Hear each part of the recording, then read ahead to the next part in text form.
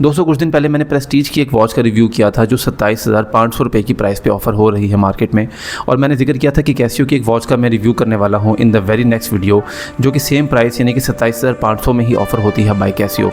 तो ये वॉच मेरे हाथों में है, इसको हम डिटेल में डिस्कस करने वाले हैं। मॉडल है कैसियो E510D।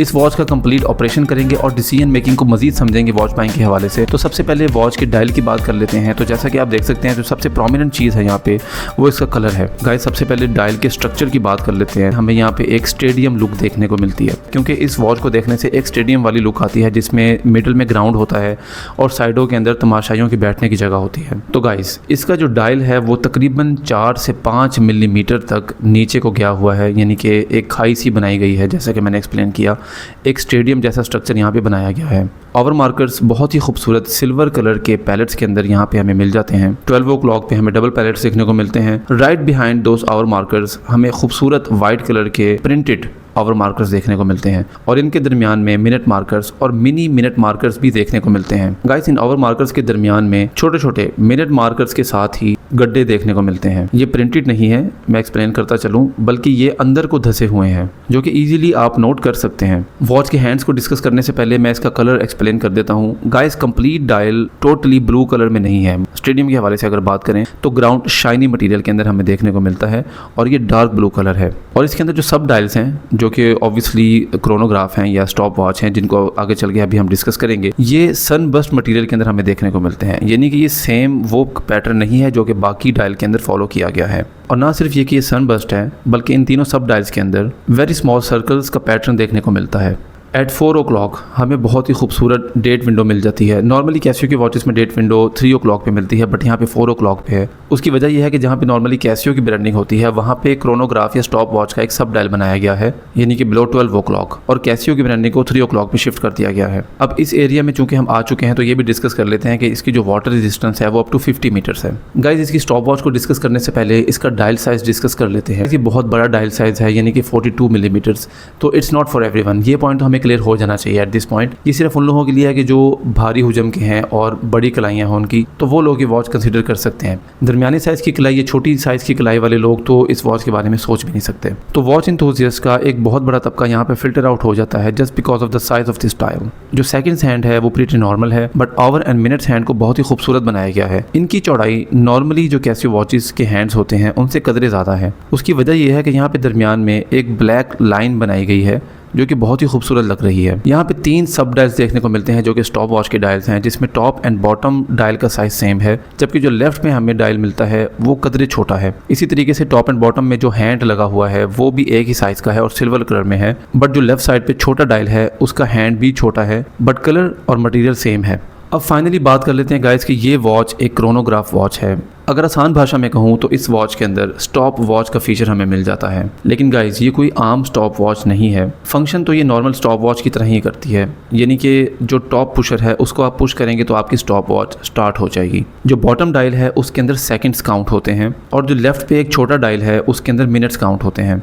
टॉप पुशर को दोबारा से पुश करने से आपकी स्टॉप वॉच स्टॉप हो जाती है और जो बॉटम पुशर है उसको पुश करने से आपकी स्टॉप वॉच रीसेट हो जाती है। अब यहाँ पे जो इंटरेस्टिंग फीचर है इसकी स्टॉप वॉच के अंदर वो है 1/10 ऑफ अ सेकंड फीचर, जो कि हमें यहाँ पे टॉप सब डायल के अंदर देखने को मिलता है। गाइज ये फीचर हर स्टॉप वॉच के अंदर अवेलेबल नहीं होता। गाइज ऐसा नहीं है कि जो वॉचेस भी स्टॉप वॉच का फंक्शन ऑफर करती हैं उसके अंदर 1/10 ऑफ अ सेकंड ऑफर होता है, बल्कि ये किसी किसी वॉच के अंदर ही देखने को मिलता है। अगर सिंपल लैंग्वेज में इसको एक्सप्लेन करना चाहूँ तो वो ये कि इस स्टॉप वॉच को यूज़ करते हुए आप सिर्फ सेकंड्स ही काउंट नहीं कर सकते, बल्कि आप सेकंड्स के 10वें हिस्से तक भी काउंट कर सकते हैं। लेट्स से आपने स्टॉप वॉच स्टार्ट की और 10 सेकंड के बाद आपने उसको स्टॉप किया, तो ये सिर्फ आपको टोटल सेकंड्स ही नहीं बताएगा, बल्कि आखिरी सेकंड कितना रन हुआ उसके 10वें हिस्से तक की इन्फॉर्मेशन ये आपको देगा। टॉप डायल को अगर मैं एक्सप्लेन करूँ तो वो इस तरीके से है कि जब आप स्टॉप वॉच को स्टॉप करेंगे तो या तो आपकी नीडल लेफ्ट साइड पे होगी या राइट साइड पे होगी। अगर आपकी नीडल राइट साइड पे स्टॉप होती है तो टॉप पे जो 0 लिखे हुए हैं आपने वहां से काउंटिंग शुरू करनी है और जिस मार्कर पे भी हैंड स्टॉप हुआ है वहां तक काउंट करना है। ये है आपका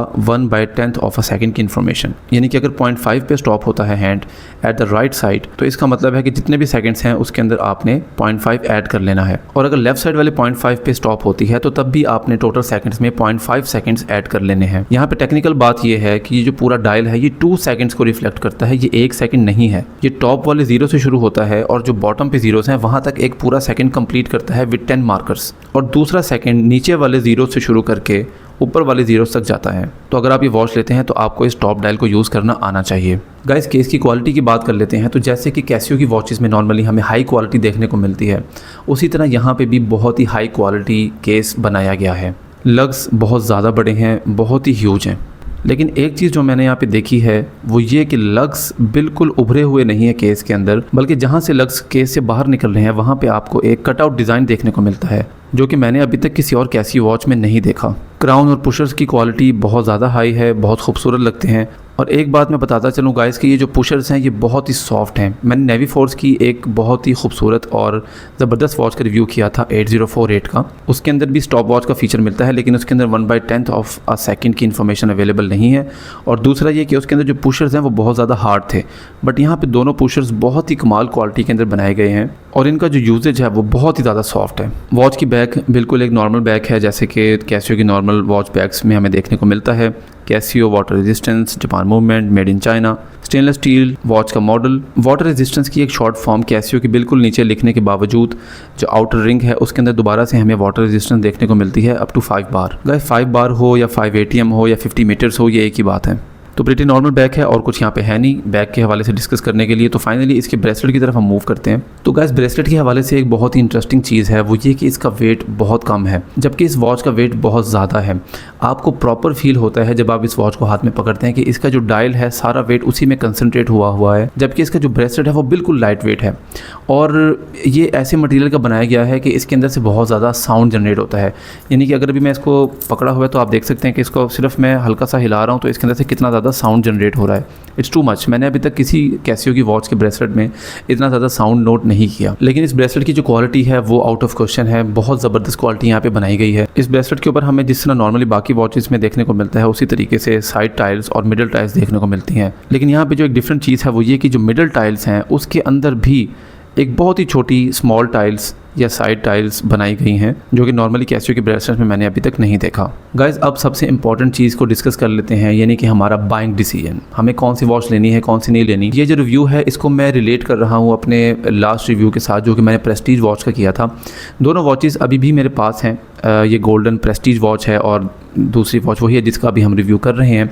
तो दोनों की दोनों वॉचेस मार्केट में हमें 27,500 के प्राइस पॉइंट पे देखने को मिलती हैं। लेकिन गाइस प्रेस्टीज वॉच का अगर आप रिव्यू देखेंगे तो उसके अंदर आप को पता चलेगा कि कुछ मैंने क्वालिटी के हवाले से भी उसमें कंसर्न्स रेज किए थे, specially related to the bracelet. लेकिन कैसियो की वॉच में क्वालिटी आउट ऑफ क्वेश्चन है, चाहे वो केस हो, इसका डिज़ाइन हो, हैंड्स हो, क्राउन, पुशर्स, इसका जो ब्रेसलेट है स्पेसिफिकली, सब कुछ टॉप नॉच है। किसी जगह पे भी क्वालिटी कंसर्न्स नहीं है एट ऑल। दूसरा, अगर हम ब्रांड्स की बात ना करें, सिर्फ प्रोडक्ट टू प्रोडक्ट भी अगर हम कंपेयर करते हैं तो प्रेस्टीज की वॉच के अंदर कोई भी स्टॉप वॉच नहीं है, सिंपल डिज़ाइन है, सिंपल टेक्सचर है, कोई भी एक्स्ट्रा फीचर हमें देखने को नहीं मिला। जबकि यहाँ पे कैसियो में हमें क्रोनोग्राफिक फीचर्स देखने को मिलते हैं और स्टॉप वॉच भी बहुत ही हाई क्वालिटी की, जो कि आपको 1/10 ऑफ अ सेकंड की इन्फॉर्मेशन भी प्रोवाइड कर रही है। आप इसको ऐसे समझें कि अगर ये दोनों वॉचेस लेट से कैसियो की हैं तो फिर भी आप गोल्डन वॉच बाय नहीं करेंगे just because of the value you are getting against your money. मुझे लगता है कि ब्रांड्स पे तो बात आई ही नहीं, प्रोडक्ट टू प्रोडक्ट कंपैरिजन के अंदर भी हमें क्लियर हो जाना चाहिए कि हमें क्या चीज़ बाय करनी है। तो गाइस एक चीज़ यहाँ से क्लियर होती है कि हम हल्के ब्रांड की तरफ या उस ब्रांड की तरफ, हल्के ब्रांड से मुराद ये नहीं है कि वो उसकी क्वालिटी लो है या उनकी जो चीज़ है वो उस काबिल नहीं है। हल्के ब्रांड से मुराद ये है कि जिसकी ब्रांड आइडेंटिटी उतनी इस्टेब्लिश नहीं होती जितने के वेल नोन ब्रांड जो 100-150 साल से घड़ियाँ बना रहे हैं उनकी होती है। तो गाइस अगर हमें हल्के ब्रांड की तरफ जाना है तो सिर्फ हम उस केस में ये काम कर सकते हैं जब उस ब्रांड की वॉच एक वेल नोन ब्रांड को टक्कर दे रही हो, और बल्कि ना सिर्फ टक्कर दे रही हो बल्कि आपको बहुत से ऐसे फीचर्स, बहुत ही ज़्यादा क्वालिटी में फ़र्क दे रही हो और बहुत ही ज़बरदस्त चीज़ दे रही हो, तो तब हम किसी हल्के ब्रांड की तरफ जाने का सोच सकते हैं। हाँ, ये भी एक शर्त है कि प्राइस में भी फ़र्क होना चाहिए। ऐसा नहीं है कि एक वेल नोन ब्रांड की वॉच अगर 50,000 में है तो कोई भी हल्का ब्रांड आके सेम कैटेगरी यानी कि 50,000 की वॉच लॉन्च करेगा और सिर्फ 1-2 फीचर्स ऊपर होने की वजह से या थोड़ा सा फ़र्क होने की वजह से हम उस ब्रांड की तरफ चले जाएंगे। हम ये काम नहीं करेंगे। ऑब्वियसली अगर किसी छोटे ब्रांड ने बड़े ब्रांड को टक्कर देनी है तो पहले उसको लो प्राइस से स्टार्ट करना होगा, अच्छे फीचर देने होंगे, अच्छी क्वालिटी देनी होगी, अपनी आइडेंटिटी को इस्टेब्लिश करना होगा। उसके बाद ही कस्टमर्स उस ब्रांड को कंसीडर करना स्टार्ट करेंगे। अदरवाइज़ अगर कोई छोटे ब्रांड की वॉच परचेस करेगा तो बस वो एक दफ़ा ही करेगा, दोबारा उस ब्रांड की तरफ जाने की गलती वो नहीं करेगा। तो गाइस उम्मीद है इस वीडियो से हमारी डिसीजन मेकिंग सेंस थोड़ी सी इन्हेंस हुई होगी।